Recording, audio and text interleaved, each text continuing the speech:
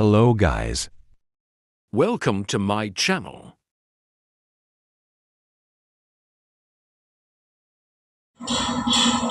Guys, ito yung gawang DIY guys. Ito malaki ito ng konti guys. Yung channel ito na ginagamit ko, pati yung tripod na pag-video na ginagamit ko.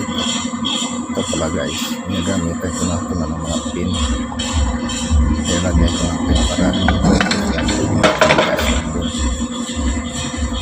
pwede mong bakasin yan lahat. Guys, napinturahan ko na guys isa at pinapit ko na din sa mesa. Ready to use na yan guys.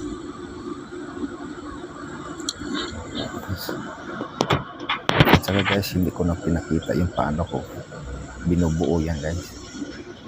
Paano ko wini-welding, hindi ko na napakita. Hindi ko na videohan lahat sa paggawa.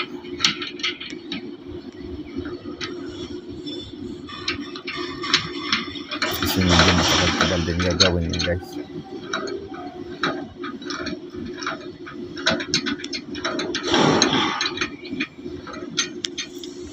Guys, salamat guys sa panonood guys sa sunod na video. So for watching.